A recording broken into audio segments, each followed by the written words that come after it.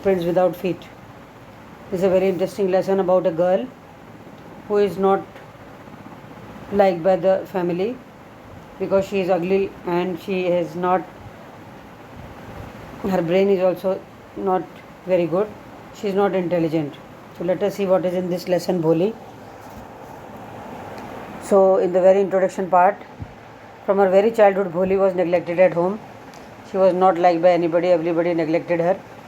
So how did Bholi become educated? How did she change her lifestyle? And what is in the story we will see. So Bholi's name was Sulekha, but since her childhood everyone had been calling her Bholi the simpleton. She was very simple, so that is why she was called Bholi. She was the fourth daughter of Nambardar Ramlal. When she was 10 months old, she had fallen off the cot on her head. जब वो 10 महीने की थी तो बिस्तर से गिर गई थी, and perhaps it had damaged some part of her brain. So her brain was damaged. That was why she remained a backward child and came to be known as Bholi. So that was, she was not like a normal child, she was a backward child, and everybody called her Bholi, the simple girl.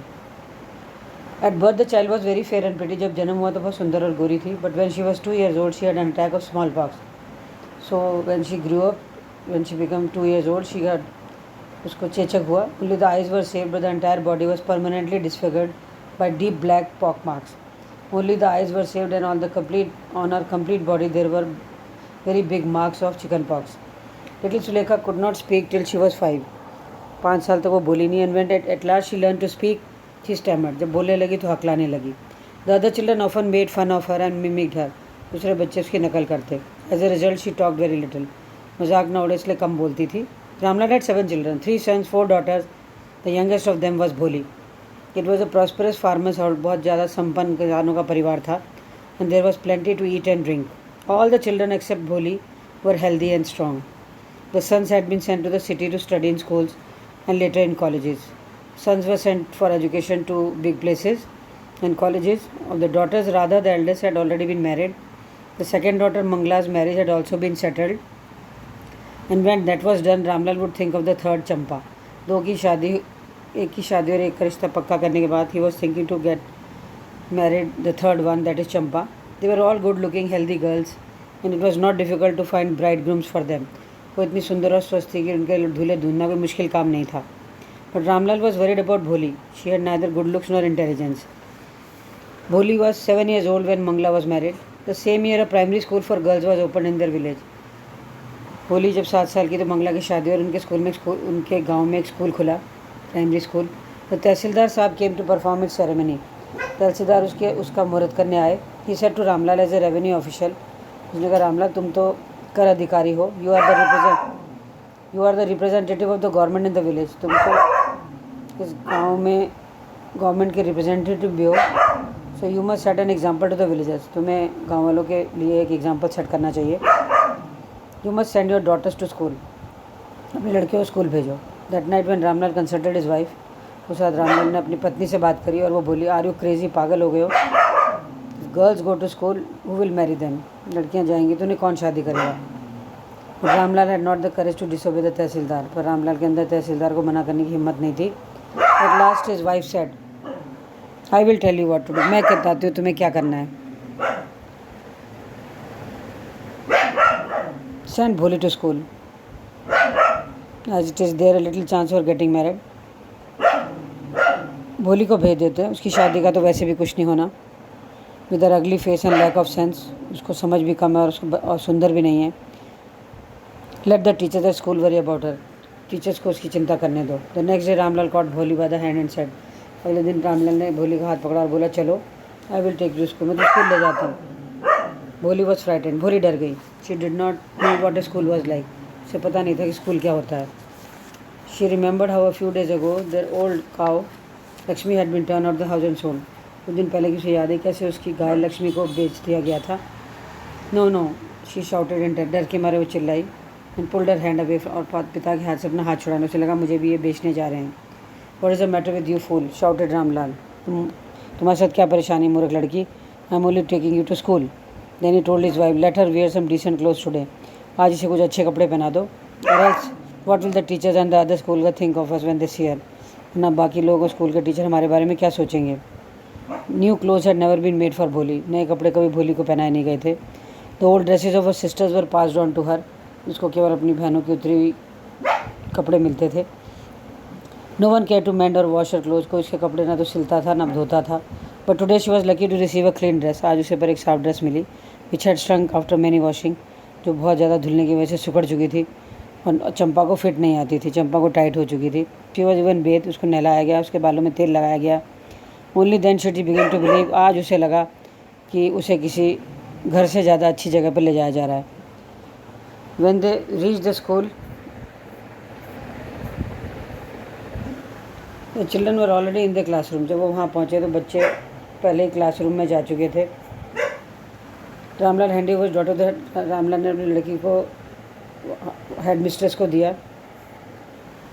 Left alone the poor girl looked about her with fair, अकेले छूट जाने की वजह से लड़की बड़ी डरी हुई नज़रों से पिता की तरफ देखने लगी। देयर वर सेवरल रूम, चारों तरफ बहुत कमरे थे। And in each room girls were like squatted on, और हर जगह चटाई पर लड़कियां बैठी हुई थी, रीडिंग बुक्स और writing on slate. The headmistress आज बोली, हेड मिस्ट्रेस के पास आई बोली कर बोली, तो तुम उस कोने में जाके क्लासरूम के बैठ जाओ। बोली did not know what exactly school was like, बोली को बिल्कुल पता नहीं था कि स्कूल कैसा होता है and what happened there, but she was glad to find so many girls almost her own age present there, पर उसे अपने जैसी लड़कियां पाके वहाँ बहुत खुशी हुई। She hope that one of this girls might become, उसे लगा एक लड़की उसकी सहेली जरूर बन जाएगी। The lady teacher who was in the class was saying something to the girls, the lady teacher was talking to the girls but Bholi could not understand anything. She looked at the pictures on the wall, वो दीवारों पे pictures को देखती रही। The colour, जो रंग थे उसने उसको आकर्षित किया। The horse was brown just like the horse on which tehsildar had come to visit, घोड़ा बिल्कुल वैसे ही बना था पिक्चर में जैसा तहसीलदार का घोड़ा, भूरे रंग का। The goat was black like the goat of their neighbour, the parrot was green like the parrots, all the pictures were same as she had seen in her village. She had seen in the mango orchard, में से तोता देखा था, वो भी हरा था, ये भी हरा है। And the cow was just like the Lakshmi, और गाय तो बिल्कुल उसकी लक्ष्मी की तरह थी। सडनली भोली notice that the teacher was standing by side smile, जल्दी ही भोली को लगा कि टीचर उसके पास खड़ी होकर हंस रही है। व्हाट्स योर नेम, भ भ भ भ, उसने हकलाना शुरू किया। Then she began to cry, और उसकी आंखों से आंसू गिरने लगे। इन ए हेल्पलेस फ्लड, जैसे वो बहुत असहाय महसूस कर रही हो। She kept her head down, उसने अपना सिर नीचे रखा और कोने में बैठ गई। Not daring to look up the girls, उसने हिम्मत भी नहीं थी कि लड़कियों की तरफ देखे जो अभी भी उसकी तरफ हंस रही थी। And the school bell ring, all the girls carried out of the classroom, जैसे ही बेल बजी सारी लड़कियाँ कमरे से क्लासरूम से बाहर निकल गईं।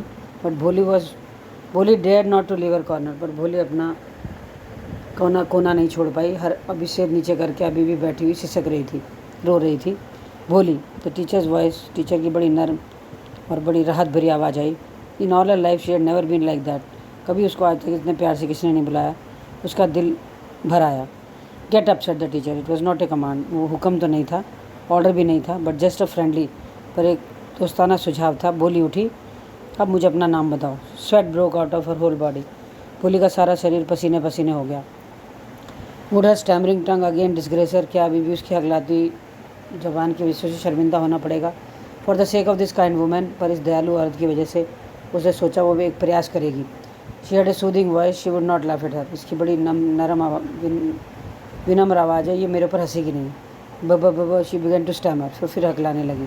Well done, the teacher encouraged हर।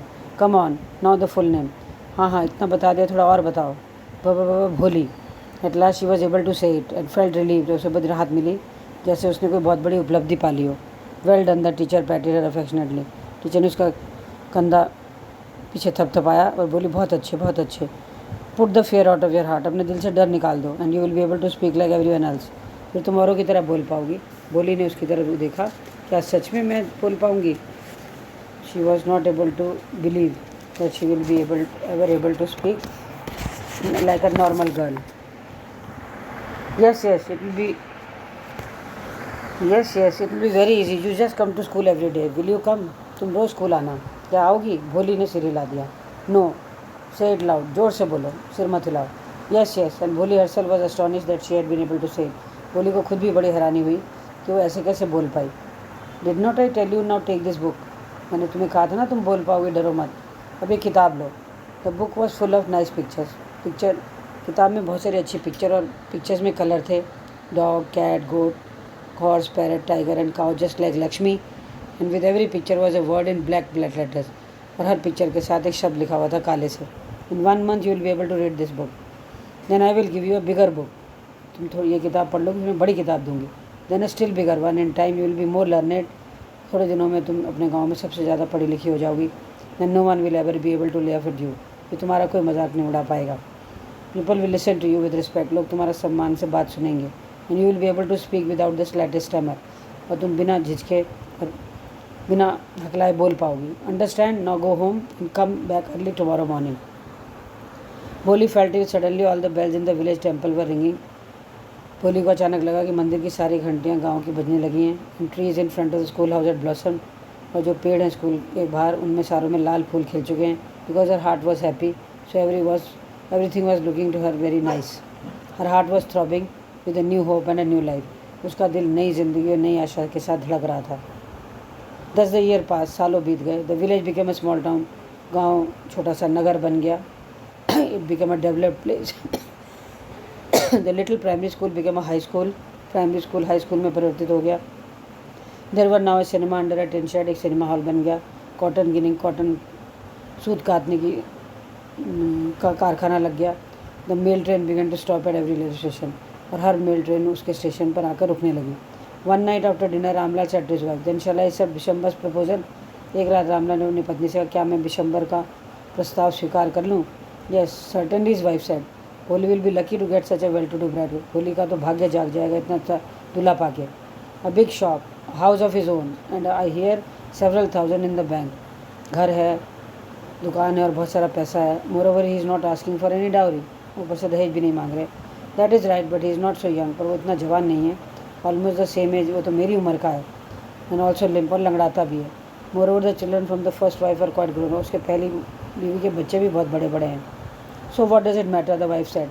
45 और 50, it is no great age for man. आदमी की उम्र 40 और 45 कोई मायने नहीं रखती। We are lucky that he is from another village, ये अच्छा है कि वो दूसरे गाँव का है। And does not know about her pock mark, उसे हमारी लड़की के चेचक के निशान का और उसकी कम समझ का उसके कम बुद्धि का पता नहीं है। If you don't accept this proposal she may remain unmarried all her life. अगर हमने उसका प्रस्ताव नहीं माना तो सारी उम्र शायद इसकी शादी ना हो पाए। Yes but I wonder what भोली विल से, तो मुझे लग रहा है भोली क्या कहेगी। What will the witless one से, वो बिना दिमाग की क्या कहेगी। शी इज़ लाइक अ डम का, वो तो एक गूंगी गाय है। Maybe you are right, Ramlal ने कहा, तुम ठीक कह रही हो। In the other corner of the courtyard, आंगन के दूसरी तरफ भोली अपनी बिस्तर पर जाग रही थी। Listening to her parents whispered conversation, उसके माँ बाप जो धीरे धीरे बात करते तो सारी उसने सुनी। Bishamber Nath was a well to do grocer, Bishamber Nath एक बहुत ही अच्छा राशन वाला था। और he came with a big party of friends, वो बहुत सारी दोस्तों की पार्टी के साथ आया। रिश्तेदार भी शादी में आए। ब्रास का बहुत अच्छा सा बैंड आया। पॉपुलर ट्यून में उसमें हिंदी पिक्चर का बहुत अच्छा गाना बज रहा था। विद द ब्राइडग्रूम राइडिंग, और दूल्हा जो था बहुत सजे धजे घोड़े पे बैठ के आया। Ramlal was over joy to see such a pomp and splendour, Ramlal इतना भव्य आयोजन देख के बहुत ज़्यादा खुश हो गया। He never dreamed that his fourth daughter would have such A wedding, उसको उम्मीद नहीं थी कि उसकी चौथी लड़की की शादी इतनी आलीशान होगी। Bholi's Elder sister who had come for the occasion were envious of her luck, भोली की जो बहनें वो आई थी वो उसके भाग्य को देख के जल रही थी। Envious means to become jealous. And the auspicious moment, जब शुभ घड़ी आई, तो पुजारी आया। ब्रिंग द ब्राइड, दुल्हन को लाओ। Bholi clad in a red silken bridal, Bholi लाल सिल्कन साड़ी में was led to the bride's place near the sacred fire, उस पवित्र अग्नि के सामने उसे लाया गया। गार्लैंड द ब्राइड, एक दोस्त ने बिशंबर से कहा, दुल्हन को जयमाला पहनाओ। The bridegroom lifted the garland of yellow marigold, दूल्हे ने पीले रंग की गेंदे के फूलों की माला उठाई। A women slipped back the silken veil from the bride's face, एक औरत ने भोली का घूंघट नीचे कर दिया। Bishamber took a quick glance, Bishamber ने जल्दी से एक नज़र में देख लिया। द गार्लैंड रिमेन, जयमाला उसके हाथों में ही पड़ी रही। The bride slowly pull down the veil over her face, Bholi ने अपने चेहरे पर दोबारा से घूंघट डाल लिया। Have you seen her, said Bishamber to the friend next to him, Bishamber ने अपने दोस्त से कहा, क्या तुमने उसको ध्यान से देखा? उसके पूरे चेहरे पर चेचक के दाग हैं। So what, you are not young, तुम भी तो जवान नहीं हो। Maybe, but if I have to marry her, पर मुझे अगर इससे शादी करनी है, और फादर मस्ट गिव मी 5000, इसके पिता को मुझे 5000 रुपये देने होंगे। Ramlal went and placed his turban, Ramlal आया और अपनी पगड़ी, उसने सम्मान की पगड़ी उसने बिशंबर के पैरों में रख दी। डू नॉट ह्यूमिलेट, हमारे को शर्मिंदा मत करो, 2,000 रुपये ले लो। नो, 5,000 और we go back, keep your daughter, 5,000 नहीं तुम वापस जा रहे, लड़की रख लो। बी ए लिटिल कंसिडरेट, थोड़ा तो सोचो। If you go back I can never show my face in the village, तुम चले गए तो गाँव वालों को क्या मुँह दिखाऊंगा। देन आउट ऑफ इट, तो जाओ 5,000 लाओ। Tear streaming down his face, उसकी आंखों से रामलाल के आंसू बहने लगे। ओपन द सेफ, अलमारी खोली, counted the notes, he place the bundle at the, note गिने और दूल्हे के पैरे में रख दिए। ऑन विशंबर्स ग्रीडी फेस अपीयर्ड अ विशंबर, वो जो लालची दूल्हा था, उसके चेहरे पर एक अजीब सी मुस्कुराहट आई, जीत की मुस्कुराहट आई। He had gambled and won, उसने जुआ खेला था और वो जीत गया। गिव मी द गार्लैंड, जयमाला मुझे दो। Once again the veil was slipped back, एक बार फिर दुल्हन का घूंघट हटाया गया। But this time her eyes were not downcast, पर अब उसकी आंखें नीचे नहीं थी, वो शर्मिंदा भी नहीं थी। शी वॉज लुकिंग अप, वो देख रही थी सीधी अपने दूल्हे की आंखों में। And in eyes were there was neither anger, उसकी आंखों में ना तो भोली के गुस्सा था, ना नफरत थी, ना बदले की भावना। Vishamber raised her garland to place it, Vishamber ने अपना हाथ ऊपर किया भोली के गले में जयमाला पहनाने के लिए। But before he could do so, Bholi hand stuck out like a streak lightning, इससे पहले कि वो वरमाला पहनाता, भोली का हाथ आगे आया एक बिजली की तेज़ी से, और माला उसने उससे छीन के आग में डाल दी। शी गॉट अप, वो उठी और अपना घूंघट नीचे फेंका। पिताजी, said Bholi in a clear loud voice, and her father, mother, sister, brother was shocked to hear her speak without even the slightest tremor. भोली को बिना हकलाते हुए बोलकर सब लोग, पड़ोसी, दो माँ बाप, रिश्तेदार सब हैरान हो गए। पिताजी, टेक बैक योर मनी, अपना पैसा उठाइए, मैं इस आदमी से शादी नहीं करूँगी। रामलाल सख्ते में आ गया। द गेस्ट बिगन, दोस्त मेहमान भी कानाफूसी करने लगे। सो शेमलेस, कितनी बेशरम है, बदसूरत भी है, and she is shameless also. Bholi, are you crazy, shouted. Ramlal ने कहा, तुम्हारा सिर तुम पागल हो गई हो। You want to disgrace your family, तुम अपने परिवार को शर्मिंदा करना चाहती हो। Have you regard for our इज्जत, क्या तुम्हारे को हमारी इज्जत का बिल्कुल ध्यान नहीं, बिल्कुल भी। For the sake of your izzat, Bholi ने कहा, तुम्हारी इज्जत की खातिर I was willing to marry this old, मैं इस लंगड़े बूढ़े आदमी से शादी कर रही थी। But I will not have such a mean, greedy and contemptible coward as my husband, पर मैं इतने नीच, लालची और डरपोक आदमी को अपना हस्बैंड नहीं बनाना चाहती, नहीं नहीं, बिल्कुल नहीं। व्हाट ए शेमलेस गर्ल, कितनी बेशरम लड़की है।